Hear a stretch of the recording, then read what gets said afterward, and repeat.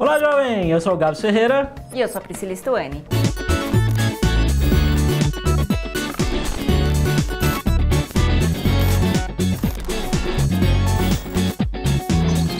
E hoje a gente está aqui para conversar sobre uma coisa que parece que algumas pessoas se importam, outras não se importam tanto, mas no fim das contas parece que faz diferença, né, Pri? Com certeza. Então vamos lá. Eu queria perguntar para você, você acha que hoje em dia, no mercado aí profissional, tanto de tecnologia quanto o pessoal que trabalha nas áreas relacionadas, dá para você ser alguém bem-sucedido só sendo bom no que faz? Bom, esse princípio parece que agrada algumas pessoas, mas o ideal é que a gente comece a pensar um pouquinho além disso. Além de eu me relacionar bem com as pessoas, eu preciso perceber também quais são as competências que eu preciso desenvolver para facilitar esse processo, porque a gente tem que ter isso no radar. Não adianta eu conhecer todas as linguagens de programações ou tudo aquilo que compreende a área técnica da minha área se eu não me relaciono bem com as pessoas, se eu não converso bem com essas pessoas. E aí a gente vai se aprofundar um pouquinho mais no que é esse relacionar-se bem com o outro. Se relacionar bem com o outro é, sei lá, ser amigo?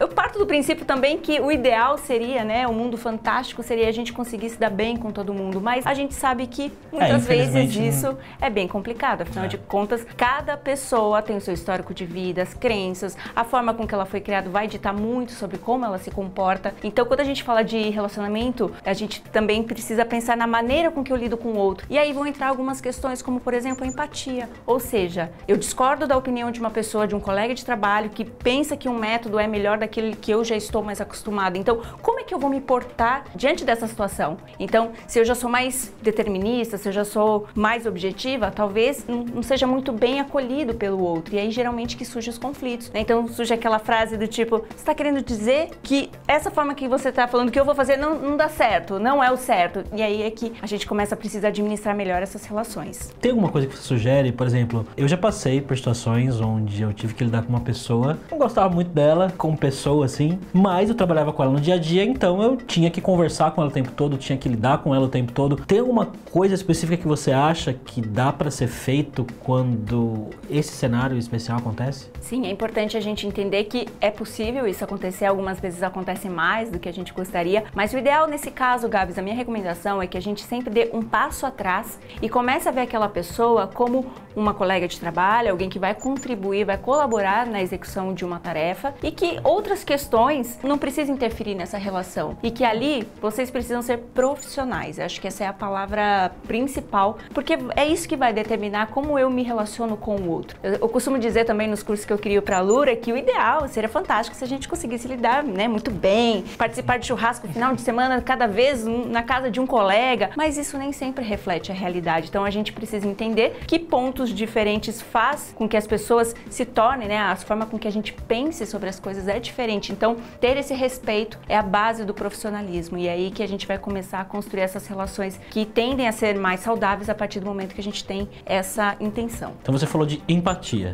né? Se colocar no lugar do outro, entender como que a pessoa é, como que ela funciona e tal. O que mais além de empatia você acha que ajuda a construir essas relações? Excelente pergunta, mesmo porque eu acho que de um tempo para cá fala-se muito em empatia, que é a capacidade de eu entender o que o outro sente, né, me colocar no lugar daquela pessoa, mas eu costumo dizer que é preciso ir além. Então, esse além é a compaixão. Poxa, eu vejo que aquela pessoa tá numa situação que de repente ela não sabe lidar. Vamos colocar um exemplo aqui para ficar um pouco mais fácil da gente entender. Então, por exemplo, estou no meu trabalho, até então eu tenho uma ótima relação com todo mundo ali, tranquilo, mas de um tempo para cá eu já fico mais no cantinho, já falo menos, entro na reunião cada vez mais calada. E aí, se alguém não percebe isso, né, a minha produtividade começa a diminuir em função dessas outras questões que eu tenho, e se alguém não tem um olhar empático, vai deixar as coisas passar. E aí, se eu não entrego uma tarefa, pra quê, né? A Priscila vai ser a pessoa que vai ser crucificada porque ela nunca deixou de entregar uma tarefa, mas hoje ela deixou. Então, a empatia é o que vai fazer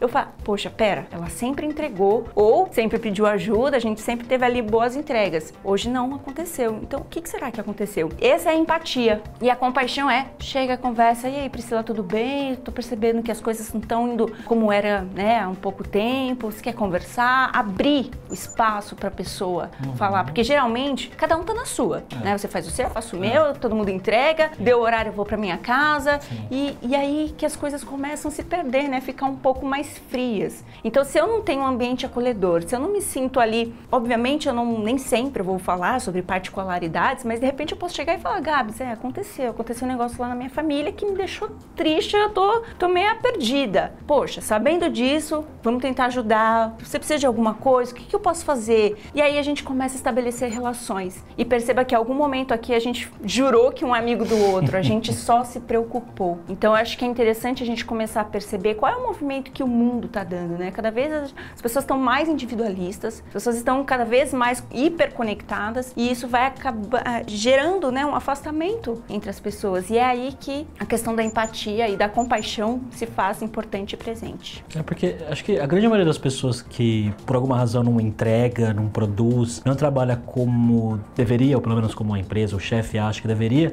essa pessoa geralmente ela não faz isso porque ela não quer, né? Tem alguma coisa acontecendo. Claro que tem casos que a pessoa realmente por alguma razão não tá afim mesmo de... A grande maioria dos casos, na verdade, tá acontecendo alguma coisa, né? Seja no trabalho, seja em casa. Então, empatia, compaixão, que é uma palavra, compaixão parece uma palavra pesada, né?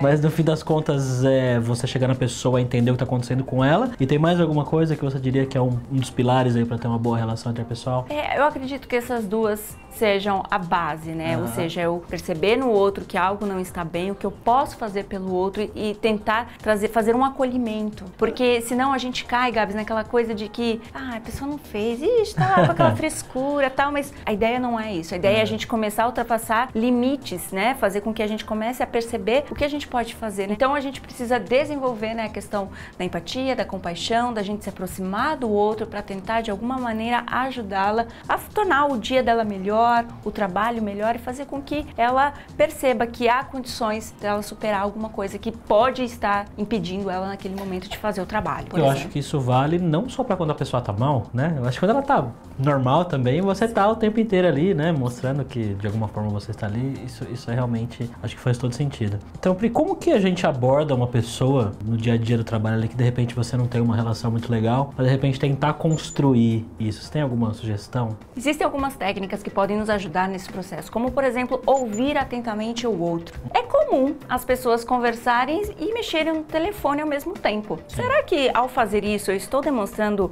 um ouvir empático, um ouvir com compaixão? E outra coisa muito simples também, Gabs, pra gente tentar se reaproximar dessa pessoa é olhar nos olhos dela. Às vezes ela diz que tá tudo bem, mas os olhos dizem que não. Então, respeitando o limite que aquela pessoa impõe, também pra gente não parecer aquelas pessoas curiosas que quer saber detalhes da vida da pessoa, a gente pode, através disso, de olhar nos olhos e ouvir atentamente, deixa aquilo que a gente está fazendo, mexer no celular, por exemplo, e começa a prestar atenção de fato naquilo que a pessoa compartilhou. E depois, no dia seguinte, passou alguns dias, e aí, tá tudo bem? Como é que tá? Demonstra-se essa curiosidade positiva de querer se aproximar de uma pessoa para falar assim, olha, eu não sei se você tem outras pessoas, mas eu estou aqui, pode contar comigo. E às vezes é isso que vai fazer com que a pessoa comece a se engajar mais no trabalho dela, com que ela comece a perceber que, poxa, ali tem um ambiente que é legal, que as pessoas entendem que nós temos fases e ciclos na nossa vida. Hoje eu estou super feliz, amanhã pode ser que eu não esteja tanto, isso vai impactar no meu trabalho. E o que pode ser feito para fazer com que a gente se reencontre? São pequenas ações como essas. Olha, eu vou dizer pra você, porque eu já tive umas fases ruins, pessoais e no trabalho também, e eu sou muito feliz por trabalhar em um lugar onde as pessoas foram empáticas comigo e souberam lidar comigo e me tirar dessa de alguma forma, ou pelo menos esperar e dar o meu tempo. Isso é realmente muito bom. Se você gostou desse vídeo, confira os vídeos e os cursos da Priscila Stuani. A gente tem vários vídeos dela aqui no canal da Alura. E temos também uma carreira de inovação e gestão. A gente tem um monte de curso da Priscila que você pode ir lá e começar a estudar hoje mesmo. E é isso aí. Relacionamento, liderança e carreira são temas complexos, difíceis de ensinar e que a gente tem que tomar muito cuidado do que a gente pega por aí. Na Alura a gente tem um conteúdo específico para essas trilhas que vale a pena você conhecer, onde a gente vai com muita calma para passar esse tipo de recado que a Priscila trouxe pra gente. Inclusive a Priscila é uma das nossas instrutoras e você pode encontrá-la e estudar com ela com 10% de desconto em alura.com.br/promoção/hipsters.tube. Tô te esperando aqui. É muito comum as pessoas falarem, não, mas eu ouvo. Já tô desafiada.